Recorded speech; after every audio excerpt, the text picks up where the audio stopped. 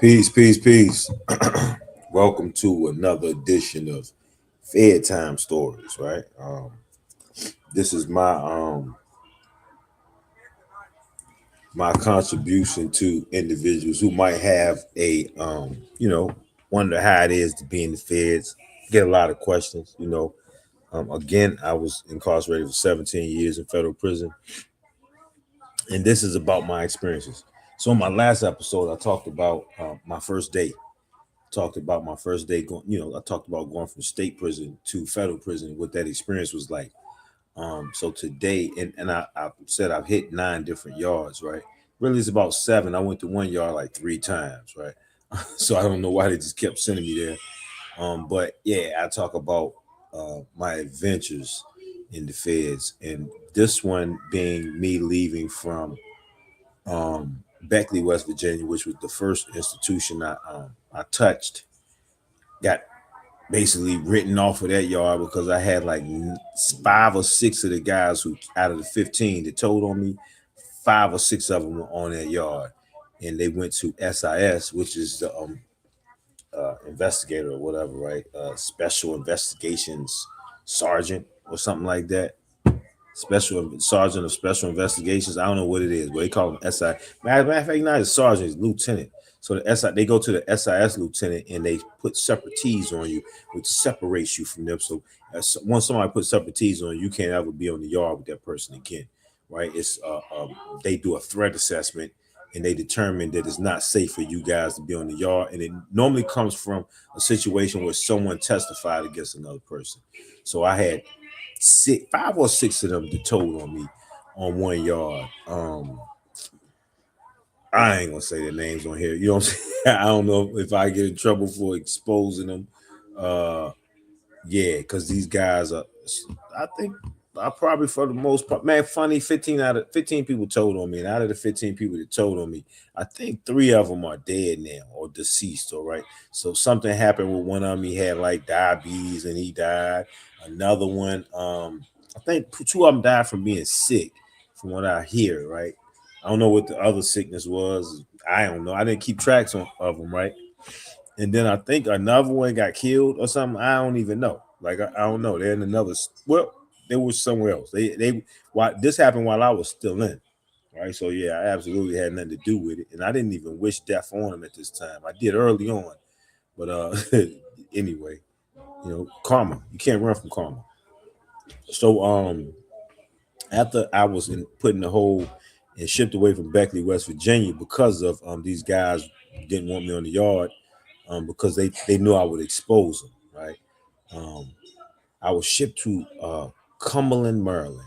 I went from Beckley, West Virginia. I flew back to Oklahoma again, which is the transfer center for the federal system. Most people are shipped to Oklahoma, then shipped back where, even though Cumberland and Beckley are neighbors, right? One of them is in Maryland, one of them is in West Virginia, which are neighboring states. They could have easily driven me there on the bus, but that's not the federal way. Federal system, they ship you to Oklahoma, halfway across the United States, right? And you sit there for a few months, and then they ship you back. And this is what they did. I was back in Oklahoma, and I think I might have went to Philly holdover again. They have different holdovers for different regions. Northeast region, you are held over in Philly. Philly has a holdover. This is before they had Petersburg as a holdover as well. And then there's Atlanta holdover. Oh, I didn't mention Atlanta. So I don't know how I missed Atlanta. But so I went to Atlanta holdover first on my first run, right? And Atlanta's holdover is different than Oklahoma. Atlanta is an old prison, right? So you're behind the wall. It used to be a USP. by the time I came in, I think Atlanta was being converted to an FCI. So they were turning it into a medium. And I wanted to go there because I heard how sweet Atlanta was, right? Even though you're behind a wall, you know, who wants to be behind a wall? And really the difference is when you're behind the wall, you can't see outside. When you're at an FCI, you're behind a fence.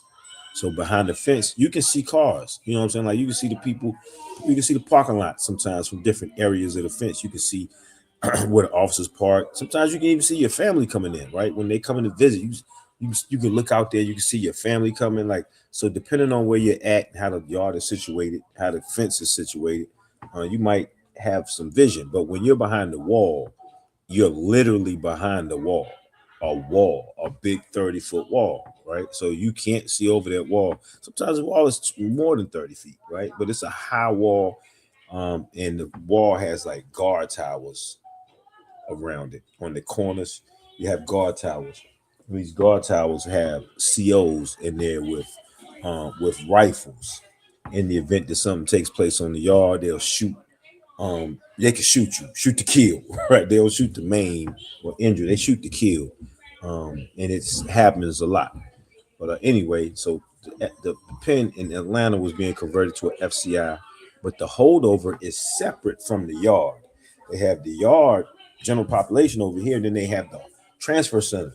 So in the transfer center, you're on like 23 and 1. But back then, you were locked in your cell. You were locked in your cell for 23 hours, and you come out an hour a day for rec. Sometimes 2 hours, depending on the CO, right? You know, they work with you, but it was it was old. It's a very old prison, right? So you might buy a commissary. This was Atlanta. If you were there long enough, you could buy a commissary. A lot of times they get you out of Atlanta in a couple weeks or whatever, right? But if you buy a commissary, the commissary can't be shipped with you. So you already know that going in. They like, you can buy a commissary, but whatever you buy, whatever you don't eat, you can't take with you when we tell you. And you never know when you're gonna go, right? They just come around at like 3 o'clock in the morning and just going to sales and like, pack it up, pack it up. You're leaving, and you every night, man, you listening when the COs walk around telling people to pack it up because you waiting on them to call you. And when they walk and you don't ever hear them call you, you like, shit. You know what I'm saying? Like, so you know, we know when the buses run, on which days the buses run. So, you know, everybody be like, yo, they got a bus going to such and such tomorrow. They got a bus going. If the one to Oklahoma is where I'm waiting on Oklahoma. So it's like, yeah, they got the Oklahoma trip leaves out on Tuesdays or whatever, right? And so every Tuesday, I'm waiting on them to call my name because I know I'm on Oklahoma. So eventually they get to you. But in the meantime, you bitten in Atlanta. You come out once 1 hour a day. You can come out, and I think you could take your shower. You know, you watch a little TV, work out. I think, was that TV? Might have been. I don't even think it was a TV. I think you can just come out. It might have been it wasn't TV. You could go out, work out, you can shoot ball, work out all in an hour, and they would let out one floor at a time, right? So they put top tier, bottom tier, and there's two sides, right? It's a lot of people. It's a big. This is a big holdover. So when you come out, you shoot out and you try to go get your shower out the way, you know, go get you some supplies or whatever they giving out, right? Phone calls, get you a quick phone call in. And after that, you go outside and just, you know, kick the bobo, holler at people, see if it might be somebody there that you know that's in transit with you. You know what I'm saying? So that's basically what Atlanta is. It's not like Oklahoma. Oklahoma, you can't buy commissary. You're just out there and you just getting your three hots in the cot. You can get phone calls in Oklahoma. That's the best thing about Oklahoma. You're not locked in. You come out every day. They got TVs. You know, you got a day room area, and you're just out. You know, out and about, chilling all day, bored. You know what I'm saying? Working out, playing cards, playing chess, playing check. You know, doing what you're doing. Like it's a jail. You know what I'm saying? You're basically in the jail again, waiting to be transferred to a prison. So went through all of that again. I get to Cumberland, Maryland. So mind you, I'm learning as I go. I don't really know much about Cumberland. I know a friend of mine was at Cumberland. A couple of my homies had went home from Cumberland. And when I get to Cumberland, Maryland, after having left Beckley, West Virginia, when I walked on the yard at Cumberland, it looked like I was at a college campus. I guess she was unbelievable, man. Like Cumberland was it was a lot different than Beckley. It just seemed like Harvard. You know what I'm saying? Like it just seemed like it was just nice, beautiful, pretty, big old pretty trees. The yard was nice and manicured. It was nice, man. It was just nicer. So I got the Cumberland. I'm walking out, I'm just looking around. It's like, man, this is. It was like almost like it was upscale. You know what I'm saying? That's how my first perception of Cumberland was, right? Then I go in the dorm, and when you go in the dorm, it's busy. It's different than Beckley. Beckley was a newer prison. It looked like Cumberland was an older prison, and it was just built different.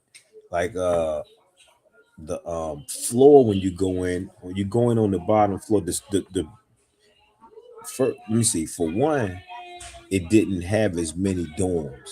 They didn't have a dorm on top of another dorm. So when you come on the yard, you have so at Beckley, you had Oak A lower and Oak A upper.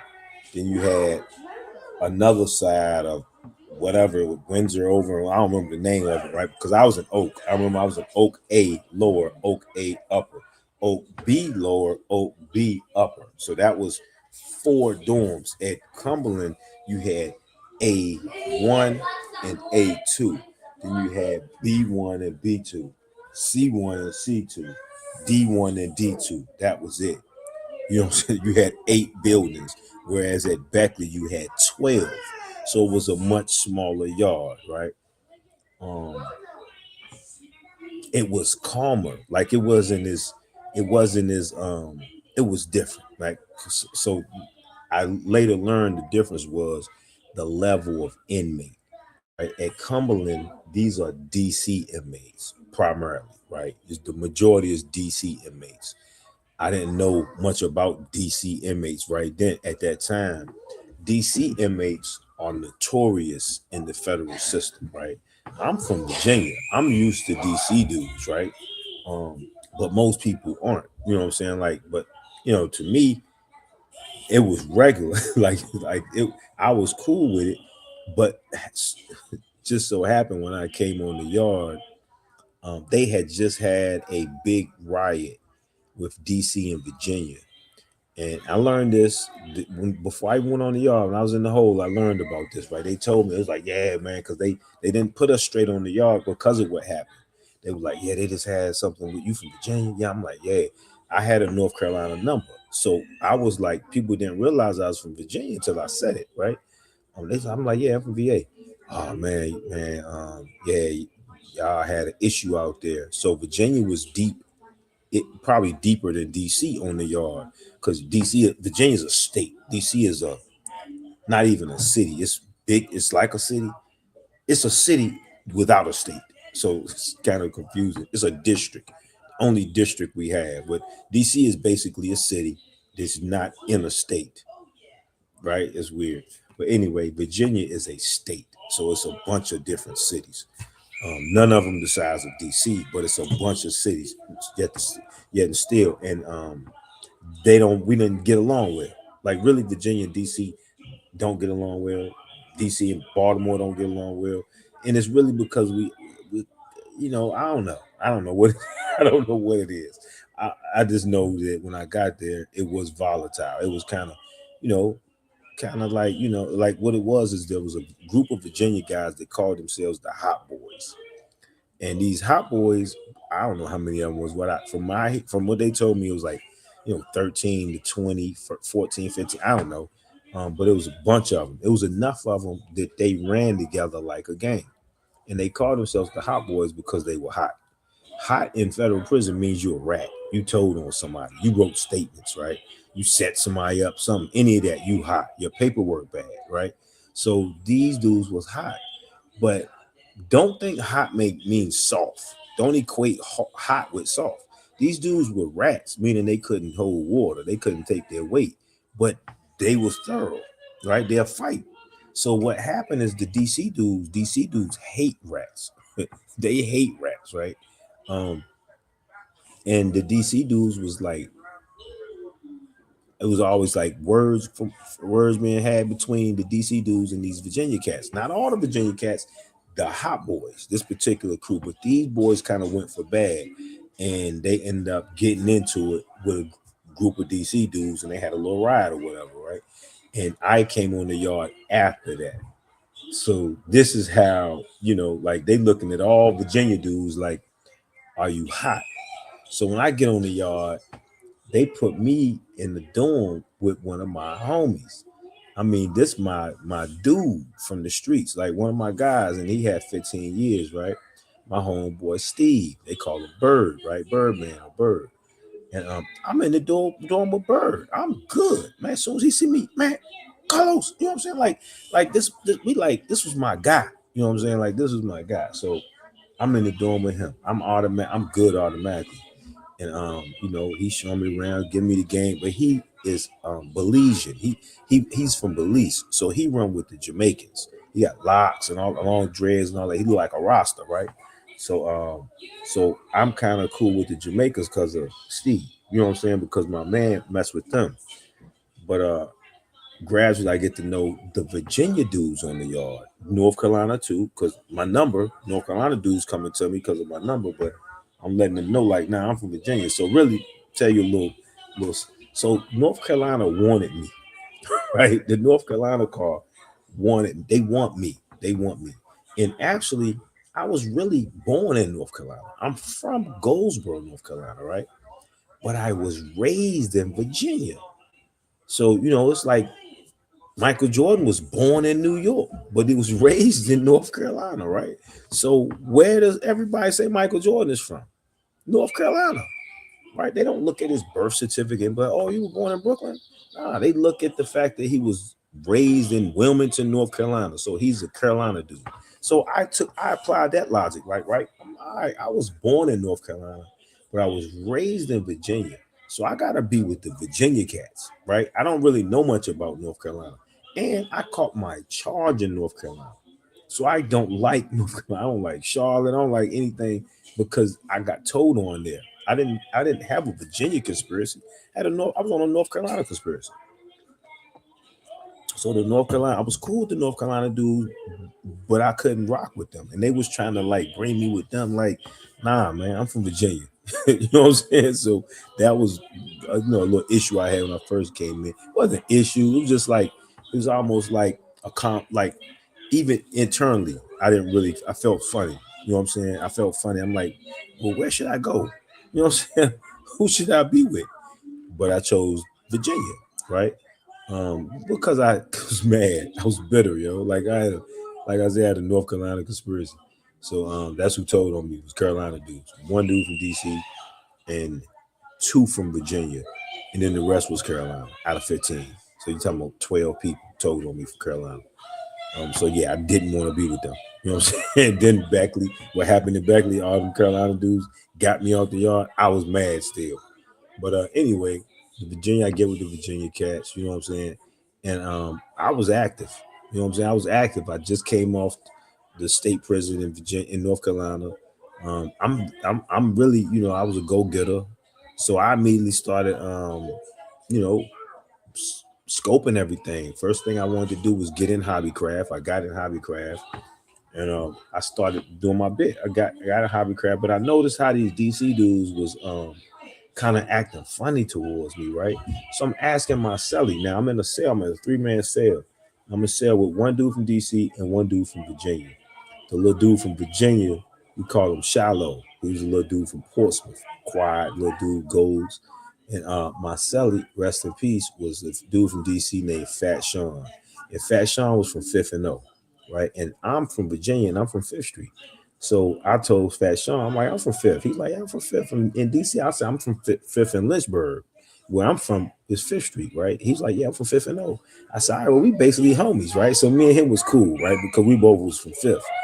And Fat Sean, to be honest, Fat Sean schooled me about the feds more than anybody, right? Like, you know, he was probably like a year or two older than me, not much older than me, but he was seasoned. He understood the feds. He had learned, right?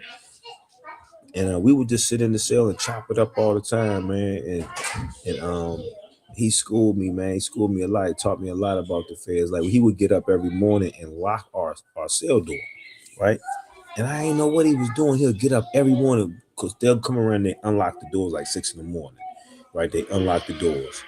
And this is FCI, so the doors is locked every night at like, I don't know, 10. I don't know what time we used to lock down. I think 10 o'clock. When they lock down, you know, you can't go in and out of the cell. There's a bathroom in the cell. And he would lock the door with his toothbrush every morning. So when he locked the door, I couldn't leave out.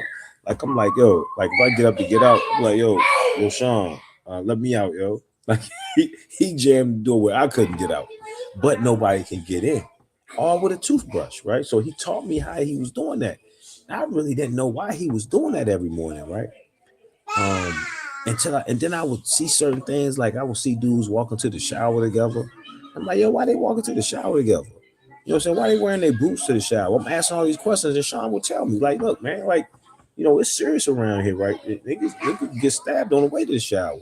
He said it go down. He said most of these dudes here came from the pen, right? So the pen, you got a little different mentality, right? Everybody, like we had in my unit, like the whole top tier was lifers, right? They all had life sentences, right? So remember, I came in, I went to the Brave program to keep from going to the pen. They sent me to this thing called the Brave program. So when I got shipped away from Beckley, they were like, he didn't get to go to the program, so we sent him to the pen. They're like, nah, because his points was adjusted down to a medium. So we got to send him to a medium. I got lucky and didn't go to the pen. I stayed in the FCI. But when I went to Cumberland, I might as well have been in the pen. You know, once I realized, you know, I didn't know at the time, but I was on a very serious yard with people who play for keeps, right? DC dudes, Baltimore dudes, and Virginia dudes, right? Like it was those New York dudes there, Jersey dudes, and other dudes there. It was just that those were the three majorities on the comp plan. And you know, I was wondering why the DC dudes was acting funny towards me, right? Like, you know, how you just get bad energy from dudes. And Fashion was like, man, niggas don't know about you. You know what I'm saying? Like, niggas don't know what's up with you. You ain't showed no paperwork or nothing. I'm like, paperwork? What you mean paperwork? He said, man, your PSI. Right. So he the one who schooled me to the PSI. My homeboy Steve didn't ask me for no paperwork. He didn't say none of that shit, right? Because he know me. He know about my case. He knew everything, right? But he didn't think that it would be wise for me to get my paperwork and show it to other people. Fat Sean did. So I was like, man, how I get that? Man, I'm good. I ain't no rat. I want to prove that. He said, man, get your lawyer to send your PSI in here, right? So I'm like, all right, say less. I ain't say less. We weren't saying that back then. I'm like, all right, bet. So I get my attorney to send my PSI. When my PSI get there, I'm like, yo, I got my PSI. First person I showed it to was Fat Sean, right? Because he from DC. I want him to let his homies know, right? He's like, okay, all right. He read my shit. He said, you see right here, this pay if right here, if you would have been a rat, it would have said it right here. You know what I'm saying? It's a thing on there where it says, did the person get a 5K1 or Rule 35, right? And if it's a check, you're a rat. If they check, that means you got a 5K1 or Rule 35. That means you're a rat. You told. You don't get that check unless you told on somebody. So when he saw that, he taught me, you know, what to look for and everything, right? And he said, man, you good, homie. You know what I'm saying? So I'm like, hey, your homies don't know I'm good. I want everybody to know I'm good. You know what I'm saying? So he's like, man, you just gotta tell people, man. You know, they used to have PSI parties back then, but they weren't really having them like that. And I didn't know how to approach people.